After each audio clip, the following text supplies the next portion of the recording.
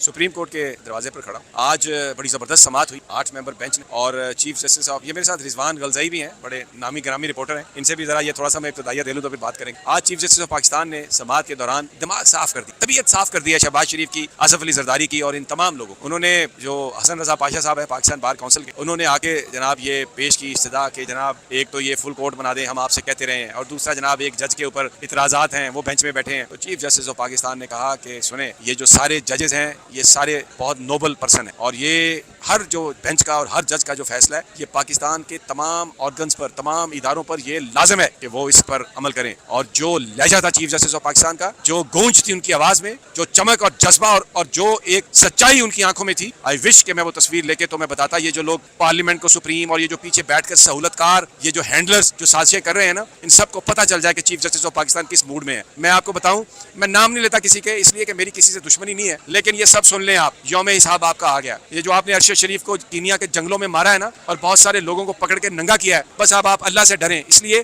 कि जो मैं आज सुप्रीम कोर्ट में देख के आया हूँ, यौम हिसाब आ रहा है। और जो आज के जो ऑर्डर थे, आज की जो गुफ्तगू थी चीफ जस्टिस की, वो वजारत फाइनेंस के लिए भी थी, जिसने अभी तक अपनी रिपोर्ट जमा नहीं कराई, बावजूद इसके कि उनको भिजवाया गया नोटिस। और ये कहा चीफ जस्टिस ने कि वो रेफरेंस नहीं है, वो सिर्फ कंप्लेंट है। और जिस तरह, जिस बड़े इंतहाई अपने जज्बात पर काबू डालकर, लेकिन जिस मजबूत लहजे में बात की, तो बार काउंसिल के लोग जो थे ना, जो हसन रजा साहब थे, बड़े अच्छी शख्सियत है, लेकिन उनको माफी मांगनी पड़ गई। उन्होंने जज साहब से कहा मैं माफी मांगता हूँ। उन्होंने अपनी जान इस तरह छुड़ाई ये कहकर कि जनाब मीटिंग थी, सारे हमारे चारों सूबों के चैप्टर्स थे और ये तो मैं उनके जज्बात आपको पहुंचा रहा हूँ। तो इस पर चीफ जस्टिस ने कहा कि ये डिस्क्रिशन है रूल्स की। फिर अटॉर्नी जनरल से ये कहा चीफ जस्टिस ऑफ पाकिस्तान कि ये जो आपने कानून साजी, आपने बुनियादी ढांचा आइन का तब्दील करने की कोशिश की, जो इंडिपेंडेंस ऑफ जुडिशरी है उस मामले को टच किया है, और जो चीज करने के लिए आईनी तरमीम की जरूरत है वो एक सबऑर्डिनेट लेजिस्लेशन यानी एक्ट ऑफ पार्लियामेंट के जरिए रिकॉर्ड मंगवाया सारा, कि वो जो स्टैंडिंग कमेटीज का रिकॉर्ड है जहां पर डिस्कशन हुई कि इस कानून की जरूरत क्यों पेश आई, जरा वो सारा डॉक्यूमेंट सुप्रीम कोर्ट ने मंगवा ली। और अब जब वो डॉक्यूमेंट आएगा तो उसमें डिस्कशन तो नहीं है, उसमें तो जज साहबान को गालियां हैं, जज साहबान की फैमिली को गाली, साकिब निसार को गाली, उमर अताब बंदयाल को गाली, एजाजुल हसन को गाली, मज़ाहिर नकवी को गाली, मुनीब अख्तर के बारे में बुरा भला कहा, मोहम्मद अली मजहर के बारे में नाजेबा अल्फाज है। वहां पर तो हर उस जज की जो आइन के साथ खड़ा हुआ,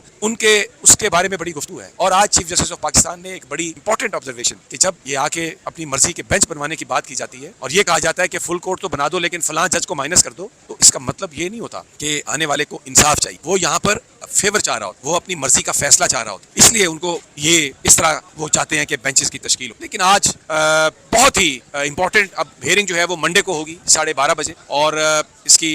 बड़ी इंपॉर्टेंट ये हेयरिंग थी। रिजवान गलजई से पूछता हूँ, मैंने तो अपनी आपको ऑब्जर्वेशंस दी हैं, रिजवान आप भी मौजूद थे, बड़ा इंपॉर्टेंट हुई ये बात, ये सारी जो की है चीफ जस्टिस साहब ने, और रिकॉर्ड भी मंगवा लिया है। और मुझे लगता है कि जो 21 अरब वाली समाअत है, अगरचे आज वो केस नहीं था, लेकिन जब जज साहब ने ये कहा कि हर जो ऑर्गन है स्टेट का, उस पर फर्ज है, उस पर ये पाबंदी है कि वो ऑर्डर माने सुप्रीम कोर्ट ऑफ पाकिस्तान का, तो ये तो एक तरह का फैसला उन्होंने, वो तो चेतावनी वो दे रहे हैं इनको, प्राइम मिनिस्टर को, मिनिस्टर फाइनेंस को, इनके सहूलतकारों को, और जो ताकतवर इदारे हैं जिनकी शह पर ये उछल रहे हैं, उन सबको आज तो चीफ जस्टिस का पैगाम चला गया। बिल्कुल सर, तहम्मुल के साथ उन्होंने एक तो अदालती का जो पार्लिमानी कार्रवाई है उसका रिकॉर्ड मांगा है, और दूसरा उन्होंने ये जो बात की है कि हर इदारा अदालती हुक्म पर अमल दरामद का पाबंद है, इससे उन्होंने, और साथ साथ उन्होंने पिछले जो इंतखाबात केस के हवाले से जो वहाँ पर मुतालबात किए गए कि फुल कोर्ट का मुतालबा दिया जाए, उन्हें पाशा साहब ने जो एक बार फिर अपना मुतालबा रखा फुल कोर्ट बनाने का, तो उन्होंने कहा पाशा साहब आप नफीस आदमी हैं, लेकिन आप अपने जरा इर्द गिर्द मालूम तो करें कि ये फुल कोर्ट का मतलब क्या है, ये भी उनके रिमार्क है। और दूसरा उन्होंने ये कहा कि ये नहीं है कि जी फुल कोर्ट बनाने का कोई भी किसी को ख्वाहिश है तो उसके मुताबिक बना दिया जाएगा, अदालत का फैसला, तमाम जजेस का फैसला अदालत का फैसला होता है, सुप्रीम कोर्ट का फैसला होता है, और उस पर अमल दरामद तमाम ऑर्गन्स ऑफ स्टेट्स पर फर्ज है। अच्छा, एक और जो बात हुई, जब मैं आया रात से इस तरह की खबरें हमें फीड की जा रही थी कि ये 8 मेंबर बेंच टूट जाएगा, ये जजेस अपने साथ मिला लिए गए हैं और ये बड़ी मीटिंग्स हो रही हैं, लेकिन आज वो 8 के 8 जज जो थे वो तो इंटैक्ट थे, और चीफ जस्टिस साहब की सरबराही में जो बेंच है उसने इतने इत्मीनान से समाअत की। और एक खास बात जो मैंने देखी कि उसमें गुफ्तगू सिर्फ चीफ जस्टिस साहब ने की, इससे ऐसा लगता है कि वो सातों के सातों जज जो हैं ये फैसला करके आए थे कि गुफ्तगू जो है आज वो चीफ जस्टिस उमर अताब बंदयाल करेंगे, ताकि ये मैसेज जाए कि कोर्ट जो है उसके अंदर कोई इस तरह के डिफरेंसेस नहीं है। और जब गुज़श्ता रोज जो इशाइया हुआ था उसके अंदर 14 जजेस की शिरकत भी इस बात की अक्कासी करती है कि सारे लोग चीफ जस्टिस की क़यादत में इस बात पर मुत्तफिक देखे हैं कि चीफ जस्टिस जो बात कर रहे हैं, सारे लोगों को, सारे जजेस को हिमायत हासिल है, सारे जजेस की हिमायत हासिल है उस बात को। और दूसरा, 8 रुकनी बेंच के अंदर जो आज एक बार फिर दरार डालने की कोशिश की गई और कहा गया कि मुजाहिर नकवी के खिलाफ सेफ रेफरेंस है, तो चीफ जस्टिस ने कहा कि ये तो कल को कोई भी उठ के किसी के खिलाफ रेफरेंस दायर कर सकते हैं अदालती फैसले में। ये उन्होंने कहा कि ये, सॉरी मैं काट रहा हूँ आपको, उन्होंने कहा कि ये रेफरेंस नहीं है, ये कंप्लेंट्स हैं। यस, ये कंप्लेंट्स हैं और रेफरेंस सिर्फ सदर मुमलिकत भिजवा सकते हैं। अदालत इस हवाले से तय कर चुकी है इफ्तिखार चौधरी केस के अंदर, तो वो तो उन्होंने तय कर दिया कि ये मामला नहीं है। 7 रुकनी बेंच बनाने का फिर कहा गया कि सीनियर जजेस पर मुश्तमिल 7 रुकनी बेंच बनाया। उन्होंने कहा ये इख्तियार चीफ जस्टिस का है कि वो 7 रुकनी बेंच बनाए या फुल कोर्ट बेंच। आज जवाब दे दिया टोटल उन्होंने, वो जो अपना राजा साहब, अपना राजा कह रहा हूँ, मोहसिन एजाज, वो जो मज़ाहिर नकवी साहब को इन्होंने काउंटर करने की कोशिश की, लेकिन आज बंदयाल साहब ने जो जवाब दिया है, मेरे हिसाब में तो वो जो सारे बार काउंसिल के लोग भी थे, उनकी तो पेंटें आज गीली हो गई सारी यार। मैं आपको ना 1 मिनट थोड़ा सा जरा बता दूं कि जो मुजाहिर नकवी साहब या चीफ जस्टिस इनके खिलाफ रेफरेंस है वो है क्या। मैं आपको, ये एक सफ़ा है, रिजवान से पेन पढ़ा है, पेन चले नहीं, ये पेन पे लिखी 4 लाइनें कि मुझे फलां जज पर फलां एतराज है, ये करा के इधर डब्बा एक लगा हुआ है, उसमें डाल दीजिए मेरी तरफ भी दरखास्त हो, ये भी रेफरेंस है। ये रेफरेंस आजकल दायर हो रहे हैं सिर्फ जजेस को दबाव में लाने के लिए। कसूर एक ही है, जैसे कि मैं बार बार पहले भी बता चुका हूँ, हम सारे ही बता चुके हैं, ये जज आइन के साथ खड़े हुए और उसकी कीमत इन्हें अदा करना पड़ रही है। ये मतलब ये कोशिश कर रहे हैं। एक बात बताएं, आज जो उमर अता बंदयाल साहब ने जिस तरह कहा है, मजबूत उनकी आवाज थी और उनका जो चेहरा था कि ये सुप्रीम कोर्ट के फैसले हर आर्गन को मान्य हैं और वो पाबंद हैं, और उन्होंने कहा क्या आप बेच रहे हैं और क्या आप बातें कर रहे हैं, ये मैं अपनी जबान में बात कर रहा हूँ। आज तो उमर अता बंदयाल छाए हुए थे। और देखें पाकिस्तान बार काउंसिल के नुमाइंदे हसन रजा पाशा साहब को जब उन्होंने ना कहा कि जी ये चीफ जस्टिस का इख्तियार होता है कि वो फुल कोर्ट बनाए, 15 बिठाएं, 13 बिठाएं, 7 बिठाएं या 2 बिठाएं, तो उस पर फौरन उन्होंने हसन रजा पाशा साहब ने कहा जी कोई शक नहीं। तो पता सारों को, मैं माफी मांगता हूँ, अगर मैं माफी मांगता हूँ जी, पता सारों को है कि कानून क्या है, पता सारों को है कि आइन क्या है, पता सारों को है कि आर्टिकल 224 क्या कहता है, पता सारों को है कि 184(3) क्या है। मसला ये है कि मकसद ये है कि इन्हें दबाव में लाया जाए। मुझे हिम्मत को देखें, जहां तक ये जज जिस तरह आइन के साथ खड़े रहे, जिस तरह लड़े हैं, और सबसे तवाना आवाज, सबसे मजबूत आवाज जस्टिस मुजाहिर अली अकबर नकवी साहब की, उन पर एक्स्ट्रा दबाव डाला गया क्योंकि वो बड़े दिलेर हैं। अगर आप उनकी बतौर लाहौर हाई कोर्ट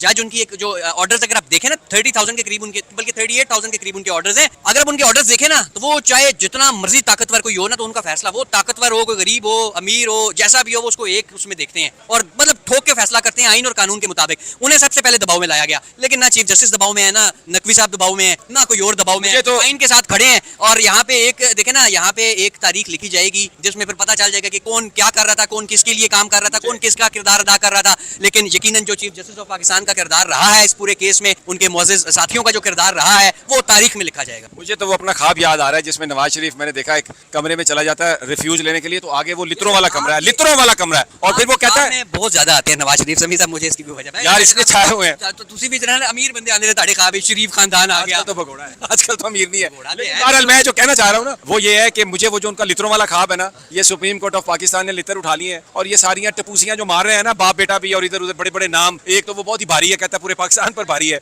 उसका बच्चा भी बड़ी बातें करता है, और वो शहबाज शरीफ साहब आजकल बड़ा आहिस्ता आहिस्ता मूंछें बड़ी करके जरा बातें कर रहे हैं। लेकिन जो मैंने आज सुप्रीम कोर्ट का रंग देखा है ना मोहसिन साहब, मुझे लगता है कि आगे आगे होंगे तो लित्रा लेना दे पीछे। यार देखिए, सुप्रीम कोर्ट जो है वो इंतहाई रिस्ट्रेन, इंतहाई सब्र और तहम्मुल का मुजाहरा करते हैं, लेकिन जब आप किसी को ऐड करें, मैं असल में इसलिए बात कर रहा हूँ कि सुप्रीम कोर्ट ने वो जो रिस्ट्रेन का मुजाहरा किया और पिछली समाज में थोड़ा सा बैकफुट पे गया, उसके बाद लोगों में ये तासुर पैदा हुआ कि सुप्रीम कोर्ट शायद बैकफुट पे चली गई है। लेकिन ये जो आप बात कर रहे हैं, आज की समाज उस सारे तासुर को रद्द कर रही है। इस हवाले से जरा बात करें कि ये चीफ जस्टिस ऑफ पाकिस्तान को अगर आप बतौर जज ना, जब वो लाहौर हाई कोर्ट के चीफ जस्टिस थे, जब वो बल्कि बतौर जज काम कर रहे थे, फिर chief justice Lahore high court बने, फिर सुप्रीम कोर्ट में एलिवेट, बड़ी पोलाइटली उनकी प्रोसीडिंग्स उनकी अदालत में चलती हैं। आपने आज भी देखा, उन्होंने बड़ी अपने जो मैसेज था वो बड़ा जबरदस्त अंदाज से कन्वे किया, लेकिन बहुत पोलाइट रहे वो थ्रू आउट। इसी तरह वो अपनी प्रोसीडिंग में भी बड़े पोलाइट रहते हैं, वो हर मामले में बड़े पोलाइट, बड़े पेशेंस के साथ और बड़े टॉलरेंस के साथ करते हैं। लेकिन ये मेरी कोई इन्फॉर्मेशन नहीं, मेरी अंडरस्टैंडिंग है, जब आप उनको कॉर्नर कर देंगे ना और दीवार के साथ लगाने की गैर आईनी और गैर कानूनी तरीके से मुसलसल कोशिश करेंगे, जवाब आएगा। समी साहब, जवाब 2-4 दिन लेट हो सकता है, हफ्ता लेट हो सकता है, लेकिन जवाब आना है। आज जवाब दे दिया है। बहरहाल सुप्रीम कोर्ट से ये खबरें हैं, अब शाम को मुज़ाकराती टीम है और मुझे लगता है कल परसों वो 21 अरब रुपए वाला मामला भी आएगा,